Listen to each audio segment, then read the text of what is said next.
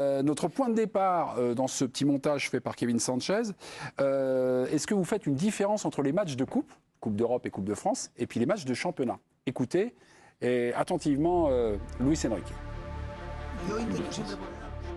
J'essaye toujours de mettre les meilleurs joueurs pour chaque match, mais chaque compétition présente des caractéristiques différentes. En championnat, on est premier et on a 10 points d'avance. Ça nous permet de trouver des solutions différentes. Et plus on avance dans la saison, plus on veut être en position de gagner des titres. Et pour gagner des titres, il faut passer les tours. Un match comme celui de mercredi ou de Ligue des Champions, ce sont des matchs de très haut niveau qui nécessitent qu'on présente le meilleur visage. On contrôle donc le temps de jeu de chacun, surtout les joueurs explosifs comme Dembélé et Mbappé qui ont une grande vitesse et peuvent prendre des risques. Cela implique de les faire jouer plus ou moins. Je dirais que depuis que je suis arrivé, depuis que je connais le président et depuis la première réunion avec Luis Campos, j'ai senti une confiance totale de leur part concernant nos idées et notre projet. Le club essaie de mettre en place quelque chose de différent par rapport aux entraîneurs précédents, avec de jeunes joueurs, un jeu attractif et passionnant. Luis Enrique explique son turnover. Luis Enrique vous a-t-il convaincu? Jo, vous n'êtes pas d'accord avec ce que vous avez entendu là, la thèse qu'a développée Luis Enrique? Non, enfin, vous n'êtes pas d'accord. Qu'est-ce qui vous déplaît? Qu'est-ce qui vous chiffonne? Qu'est-ce qui vous froisse? C'est-à-dire que ce que je comprends, en fait, c'est qu'en championnat, il a de la marge, donc il tente des trucs, et là, sur les matchs de Coupe et Coupe d'Europe, il va mettre sa meilleure équipe. En gros, si je comprends bien. À peu donc près, en championnat, non, pas forcément. Je suis étonné, parce qu'en fait, tu joues quand même pour tout gagner, quoi. Même si tu as une avance assez importante, qu'est-ce que tu essayes, en fait? C'est ça la question. Je peux avoir un complément d'information pour Luis Enrique, il y a quelques semaines de ça, il s'interrogeait sur le niveau de motivation de ses joueurs en championnat.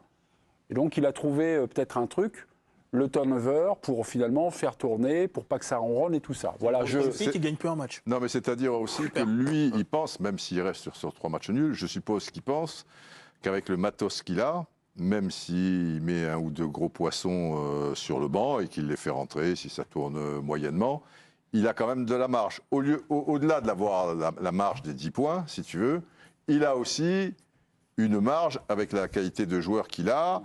Il essaie un petit peu des schémas tactiques. Il les concerne tous jusqu'à la fin. Enfin, il n'y en a pas un qui reste, tu vois. On pourrait penser que Kolo Muani, qui a eu des difficultés, s'il y a une certaine logique, il pourrait être souvent remplaçant. Tu vois, il le met, il le fait jouer, il fait le truc. Je le vois comme ça.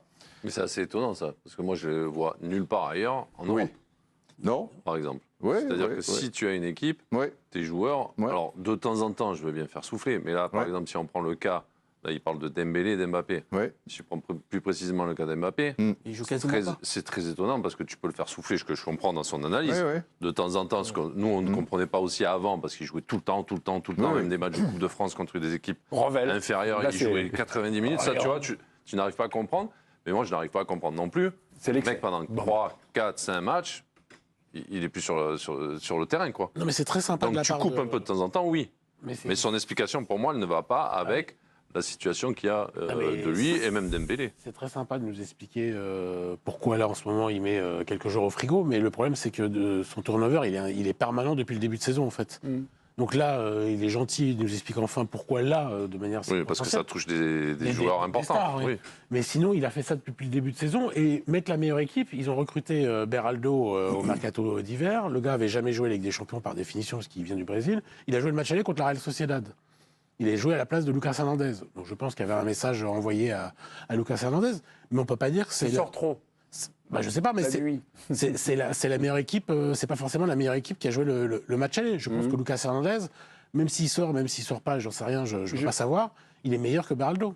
Le turnover de Luis Enrique rend-il le Paris Saint-Germain moins fort? Vous nous avez dit, bon, ils enchaînent 3 matchs nuls 0-0.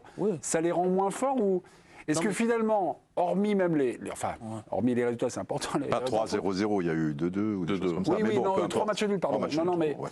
Hormis ça, est-ce que vous voyez, on va dire, les mêmes limites, les mêmes failles, les mêmes... Non, mais qui fassent tourner ou qui ne fassent pas tourner, est-ce qu'on est toujours le même constat? Non, mais en fait, ça m'amuse, parce que là, on fait semblant de débattre sur une explication qu'il nous donne enfin, puisque à chaque fois qu'on lui posait la question, il nous envoyait balader.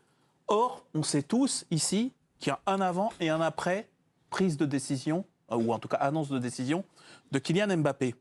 Donc, c'est-à-dire que ce truc-là, là, où il nous explique ouais, c'est des sprinters, faut de temps en temps les faire relâcher. Ben, moi, à la limite, je peux même l'entendre, ce truc-là. Mais on savait depuis le début de saison. Exactement. Je veux dire, on n'a pas découvert en mars ou en février que Kylian Mbappé est un sprinter et que c'est un joueur qui a ces caractéristiques-là.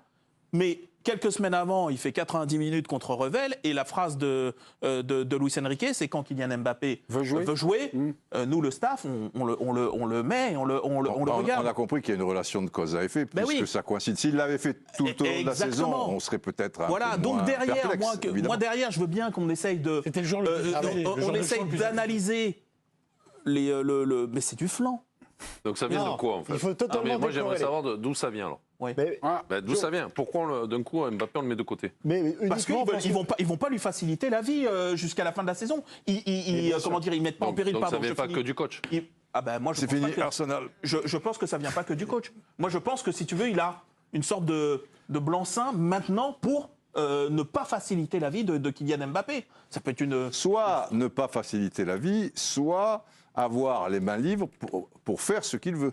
Oui. Ce qui laisserait entendre que si l'annonce de Mbappé, disons, avait été en début de saison, je ne resterai pas à la fin de la saison. Il l'aurait fait dès le début de saison. Donc, là-haut, on dit, tu as les mains libres, puisque maintenant, il n'y a plus de faire des salam alek et tout, pour faire tout ce qui lui convient, pour qu'il ait envie de rester. Oui. Et il est bien possible que s'il avait eu les mains libres dès le début de la saison, qu'il n'y avait pas cette enclume, tu vois, au-dessus, quoi, cette épée de Damoclès, peut-être que Mbappé n'aurait pas joué en Coupe de France, peut-être qu'avant des matchs de Coupe d'Europe ou importants, il n'aurait joué que 30 minutes et tout. Ça, on ne le saura jamais. Lui, le sait. Mais là, on le sait. Didier, Il suffit de regarder les matchs. Oui. Lui, il a fait des turnovers partout. Non, avec Mbappé, il ne faisait pas de turnovers. Non, mais sauf avec Mbappé. Et on sait pourquoi il ne le faisait pas avec Bien Mbappé. sûr. Mais est-ce que s'il avait eu les coups des franches que Mbappé, je te dis, en début de saison, il dit « Moi, je ne fais pas une saison de plus ». Et que là-haut, on dit « Tu sens Mbappé quand tu veux, tu fais jouer qui tu veux quand tu veux, etc. » Mais là, est-ce que là, c'est il ne pouvait pas le faire avant. Pardon, là, est-ce que de faire reposer, c'est ce que disait Jo, de faire reposer parfois Mbappé contre Revel, machin, on peut, tu te reposes. Attends, Mbappé, il a joué 65 minutes contre Metz, il n'était pas bon. Il a joué une mi-temps contre Monaco. Il a tout raté. Est-ce qu'il ne le pique pas aussi un petit peu? Parce que là, tu pouvais supposer... il n'était pas bon contre la Real Sociedad et c'est lui qui débloque la situation. Contre la Real Sociedad. Mais contre Nice, je pense qu'il sera titulaire. Là où je me poserai la question, c'est contre Nice, il n'est pas titulaire. Et le prochain tour de Ligue des Champions, il le fera jouer aussi. Mais Didier, qui gère le meilleur joueur de son équipe comme ça? Il ne l'a pas fait avec Messi, il ne l'a pas fait. Non, il l'a fait au lendemain de Messi de machin, et il l'a pas refait une deuxième fois parce qu'il a failli sauter. La tête a failli être coupée. Personne ne fait ça avec son meilleur surtout joueur. pour la préparation pour la Ligue des Champions. Pour moi, c'est pas le meilleur moyen pour préparer ton joueur, quoi. Que de temps en temps, tu La Ligue des Champions, c'est dans 3 semaines. Oui, mais tu peux pas le faire. Il y a un certain nombre de matchs. S'il joue un match par mois. Je vous coupe mes petits parce qu'Arsenal vient de se qualifier.